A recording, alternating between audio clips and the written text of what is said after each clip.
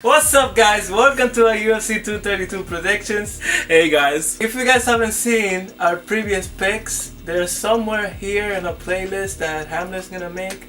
I'm gonna put them in a link over here so you guys can go back and check out our picks. Our record should be down here. Anyways, let's get right into UFC 232.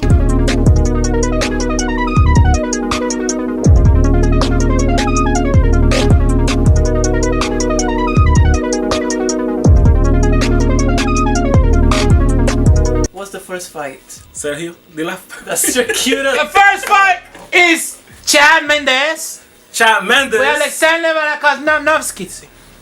So as you might heard, our mascot here, Sergio, said the first fight is between Chad Mendes against Alexander Volkanovski. I need a drink. So Mendes versus Volkanovski. I cannot see the records right now, so I have no idea what's going on. Bring it down, Sergio. He's not doing his job right now. Chad Mendes is 18-4-0 and Alexander is 18-1-0. Chad Mendes is a powerful wrestler. He's powerful overall. He's also a powerful striker. He has a lot of power in his punches. Mostly his punches. He's mostly a boxer on the feet. We go to Alexander Volkanovski, and I have no idea who he lost to because he's relatively new in the UFC. I believe he only has like 6 fights in the UFC. I think he's undefeated in the UFC. Yeah, I don't really know much about And he's on like a 15-5 win streak or something like that. Both of these guys have pretty similar styles. Mendes is gonna be the better wrestler. He's just more powerful wrestler and more powerful striker. Overall, they have similar styles and similar builds. I believe Volkanovski is only like 2 inches taller, but he's still like 5'8", something like that. Mendes is gonna have the advantage in overall strength and power, where Volkanovski is gonna have the better cardio and the better conditioning and perhaps the more cleaner striking. Maybe not with that much power, but better combinations and stuff like that. So with all that said, Chad Mendes is coming off a win, a knockout win over Miles Jury. And Alexander Volkanovski is coming off, was it a decision win? I think it was a decision win over Darren Elkins. So both of these guys are on the right track. Hamlet, what do you think wins this fight? I'm thinking Chad Mendes is going to win this fight. 3rd round knockout. So a 3rd round knockout by Chad Mendes. Yes, sir.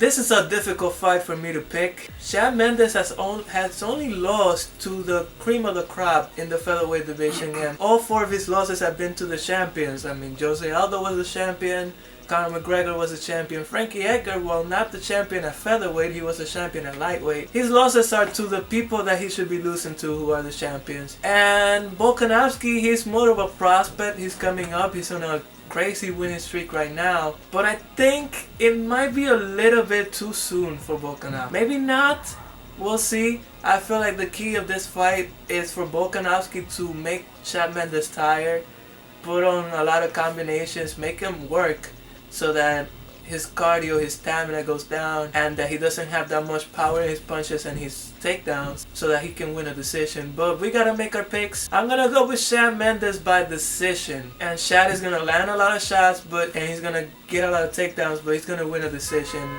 ultimately. Ilir Latifi and Corey Anderson. Ilir Latifi is 14-5-0 and Corey Anderson is 11-4-0. So Ilir Latifi versus Corey Anderson. Another super well matched fight. I mean, these guys are virtually identical in terms of their fighting styles. Both Latifi and Anderson are pretty good wrestlers with more of a boxing background on the feet. The difference here is going to be the height. I mean, I believe Corey Anderson's like 6'4", where Latifi is only 5'10", which is pretty short for the light heavyweight division. Latifi is the more powerful striker. He's similar to Daniel Cormier in terms of their approach. Like, they like to use their boxing to get into their takedowns. Corey Anderson, he uses kicks, but he uses also his boxing from range. Corey Anderson, he messes up his boxing to set up his takedowns. Latifi uses his boxing to set up his takedowns. The difference here is going to be the length of Corey Anderson versus the stockiness, the short stockiness of Ilir Latifi. The key of the fight is going to be whether Latifi can close the distance on Anderson. Can Corey Anderson keep Latifi at the end of his jab, at the end of his kicks? keep him away from him and set up the takedowns and be on top, because if he's on top, he could win the fight. If Latifi's on top, Anderson's in a world trouble. So I think Latifi wins this fight via second round knockout. So Hamlet, what do you think? I think he's gonna win also, but I don't think it's gonna be by knockout. I think it's gonna be by decision. So Ilir Latifi by decision. Yes, sir. Moving on to the next fight. Next fight is Carlos Condit and Michael Chiesa. Carlos is the natural born killer. Condit, the former UFC interim welterweight champion, against Michael Chiesa, who's coming up from... It's fine. Michael Chiesa, who's coming up from lightweight on his welterweight debut. Chiesa is mostly a grappler. He's mostly a jiu-jitsu fighter. Yeah.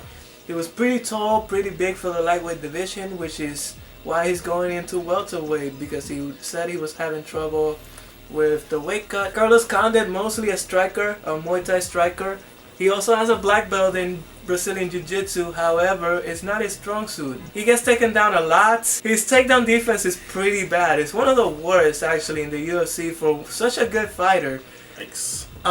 It's around 36%, something ridiculous. Which is not very good against someone like Michael Chiesa. Yeah, it's not good at all against someone like Michael Chiesa, who's going to try to take you down and submit you. However, the difference is Carlos Condit is a black belt on the ground, and he also has a lot of submission wins on the ground. So he's not a fish out of water down there. If he gets taken down by Chiesa, Chiesa has to control him. And Michael Chiesa is not a ground and pound type of fighter. He's mostly of a submission fighter. And when he tries to go for submission, he risks positions a lot. He either gets the submission and taps you out, or he doesn't and ends up in trouble, kind of like he did against Anthony Pettis. But I believe he's going to come up to the striking. I believe Carlos Condit is going to be the better striker, and he's eventually going to catch Michael Chiesa. Well, we have to see how much better Michael Chiesa's chin is at welterweight, because going up is going to favor him on that. But I still think Carlos Condit can win a decision against Michael Chiesa. What do you think, Hamlet? Even though he's coming up weight class, I think he has to get a little bit used to it, to fighting those kind of fighters, at least for a couple of fights. I think Carlos is going to win by knockout in the second round. We're picking pretty much the same people. Just so different outcomes. Different outcomes. But now we go to the co-main event of the evening. Chris Cyborg and Amanda Nunes. Yes, he said it right. Yes! So a champion versus champion fight between the UFC's women's featherweight champion Chris Cyborg versus the UFC's females bantamweight champion. What is wrong with me? Amanda the Lioness Nunes. Chris Cyborg, a pretty devastating kickboxer, one of the most powerful female fighters ever. I mean, this woman has knocked out, what, like 17 out of her 20 wins. Only one loss. It was her very first fight. She lost by submission. And after that, she got a Brazilian Jiu-Jitsu black belt just to make sure she doesn't get submitted. You go to Amanda Nunes. She also has a lot of knockout power. She's knocked out most of her opponents also. However, she started as a Brazilian Jiu-Jitsu brown belt and then got her black belt. So both black belts, both pretty devastating kickboxers. They're pretty much the same style of fighting. Basically, the only difference is Amanda Nunes fights long. She fights at a range. She keeps her distance. She wants to keep you at the end of her punches. She does that by using a lot of her jabs, her straight punches, and using a lot of front kicks. She likes to use a lot of front kicks like she did to Ronda Rousey. I mean, that was a beating. Jesus Did she use a front kick against Ronda Rousey? Now that I'm thinking, I think it was Ronda that threw a front kick at her. Yeah. Anyway, she uses a lot of front kicks. She uses a lot of jabs and a lot of straight punches. When you go to Chris Cyborg, it's a little different because Cyborg walks you down and she wants to get up close, to use hooks, to use uppercuts, to use straight punches. She's always everything, pushing you. every punch in the book, Chris Cyborg is going to use it. She's pretty similar to Wanderlei Silva, which is funny because Dana White says she was Wanderlei Silva on a dress and heels, which is just hilarious. But anyways, they're different in their style. I mean, they're both kickboxers, but Cyborg takes more of a boxing approach and more of a stalking, getting your face, close range, Muay Thai knees and elbows and those type of stuff. She wants to be up close to you, while Amanda Nunes keeps you at a distance at the end of her reach. I believe in this fight they're gonna have pretty much the same reach. Cyborg is just gonna be an inch taller, so that's not gonna be that much of a difference. However, Cyborg is the bigger fighter. This fight is gonna go down to conditioning, I believe. I mean, Nunes is gonna land a few shots, especially at the early rounds. But I think Cyborg is pretty composed. Where Cyborg struggles though is in the clinch.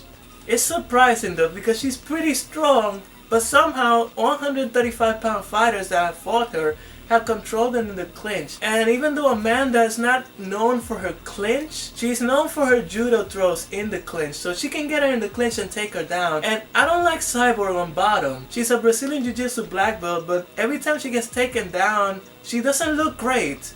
I mean, nobody has put her in real danger, but she looks a bit more vulnerable on the bottom than she does while she's on the feet or while she's on top landing ground and pound. So that's gonna be a good key. But who do you think wins this fight? Look, I mean, they're really strong fighters, and they're so strong that you would basically think that this fight's gonna end by a knockout, but I don't really think so, because in my head I just don't see either Cyborg or Nunes just losing by knockout. I don't see them getting knocked out at all. It might happen, but in my mind I just can't picture it. I think Cyborg will always win. I can't see her lose again. I think she's gonna win by decision. That's interesting. I disagree. I believe Chris Cyborg stops Amanda Nunes in the 4th round.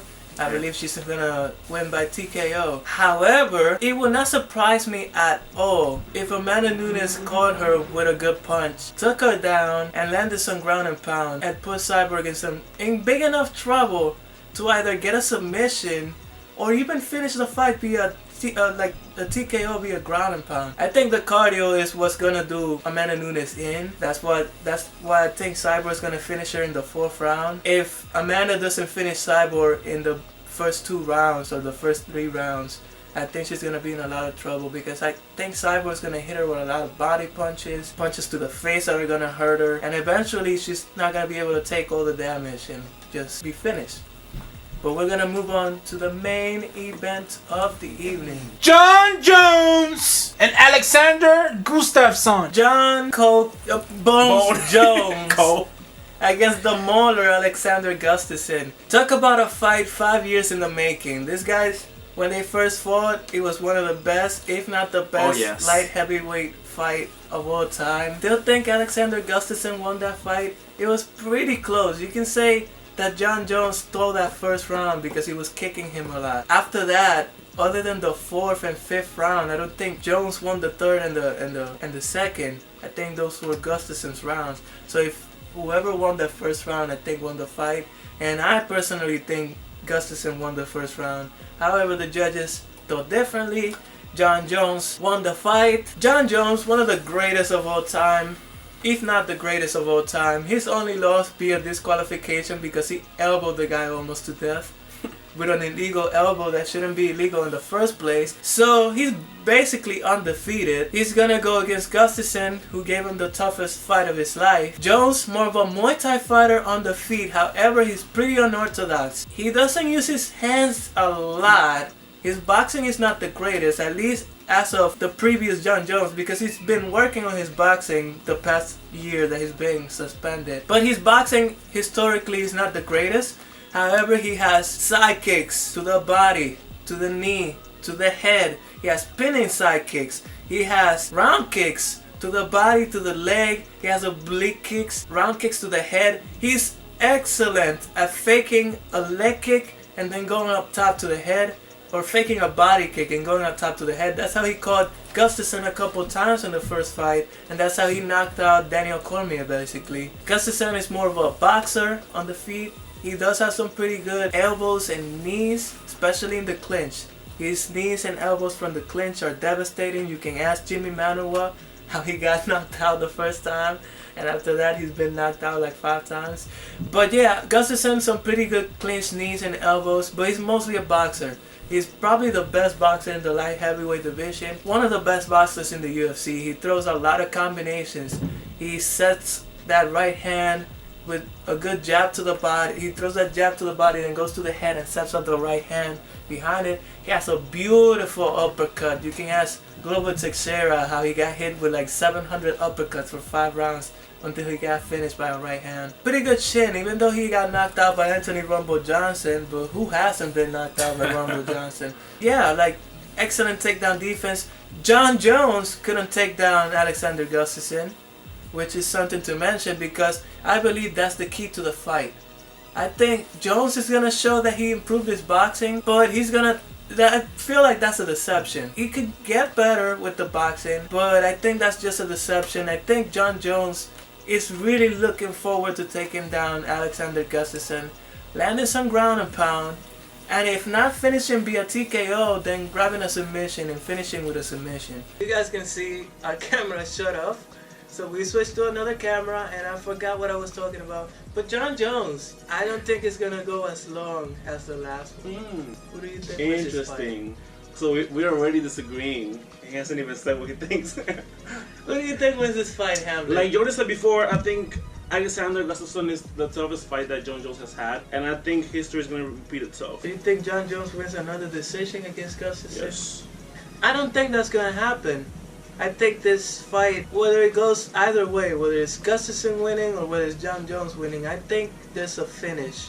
Both guys have improved so much to the point that I think they're gonna know each other's weaknesses pretty well. I think if Gustafsson wins, he's gonna catch John Jones with something. I mean, he's not notoriously known as a one-punch knockout guy, but he can hurt John and he can put him away.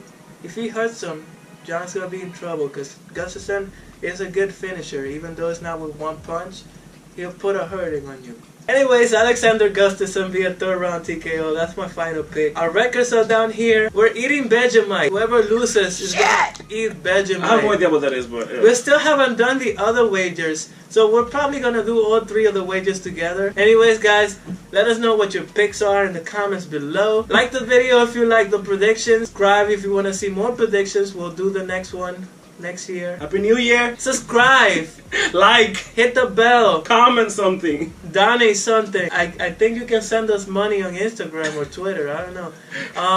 We'll see you in the next one, guys. Bye.